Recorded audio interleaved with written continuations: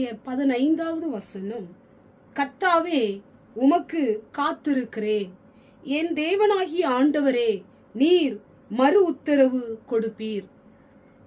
இந்த வார்த்தையை கேட்டுக்கொண்டிருக்கிற எனக்கு அன்பான தேவ பிள்ளைகளே, உங்க ஜெபத்திற்கு பதில் கிடைக்கும் வரைக்கும் ஆண்டவரிடத்திலே காத்திருங்கள்.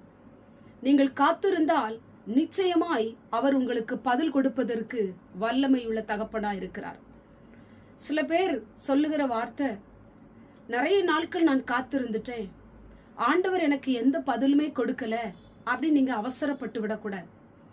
காத்திருக்க வேண்டும். எனக்கு நிச்சயம் பதில் கிடைக்கும். என் ஆண்டவர் என்னை கைவிட மாட்டார். நிச்சயம் எனக்கு அற்புதம் செய்வார். நிச்சயம் நான் எந்த காரியத்திற்காக ஜெபித்து கொண்டிருக்கிறேனோ அதிலே நான் பதிலை பெற்றுக்கொள்வேன் என்கிற ஒரு விசுவாசம், ஒரு நம்பிக்கை, ஒரு வாஞ்ச, ஆண்டவர் மேல ஒரு விடாப்பிடியான ஒரு அனுபவம் இருக்கும் பொழுது நிச்சயமாய் ஆண்டவர் உங்களுக்கு பதில் கொடுப்பார். எனக்கு நிச்சயம் பதில் தருவார் என்று தேவனையே நோக்கி நீங்கள் காத்திருக்கும் பொழுது நிச்சயமாய் ஆண்டவர் உங்களுக்கு உத்தரவு கொடுக்கிற பரிசுத்த ஆவியானவராய் இருக்கிறார். உங்க வாழ்க்கையிலே இன்னைக்கு நான் ஜெபம் பண்ணிட்டேன், நாளைக்கு நான் ஜெபம் பண்ணிட்டேன், இந்த மாதம் முழுதும் நான் ஜெபம் பண்ணிட்டேன், ஏன் ஆண்டவர் என் ஜெபத்தை கேட்கல, ஏன் ஆண்டவர் எனக்கு ஜெபத்திற்கு பதில் கொடுக்கல அப்படின்னு சொல்லி காத்திருப்ப நிறுத்தி விடாதீங்க.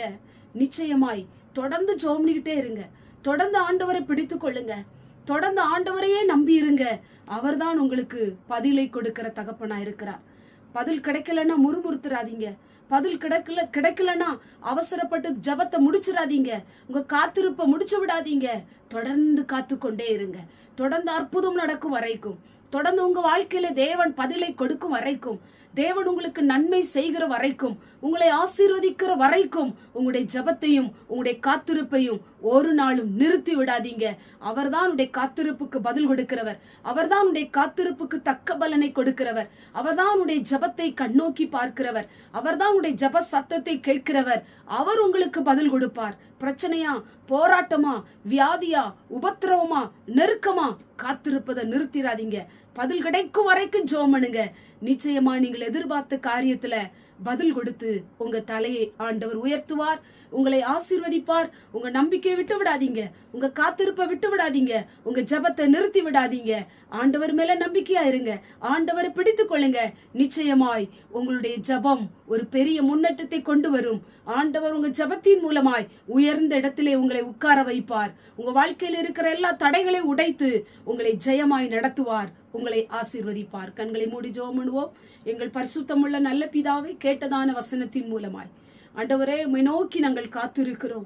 மறு உத்தரவு கொடுப்பீர் என்கிற ஒரு எதிர்பார்ப்போடு நம்பிக்கையோடு கூட உங்க சமூகத்துல காத்திருக்கிற ஒவ்வொரு பிள்ளைகளுக்கும் அற்புதம் செய்யும்.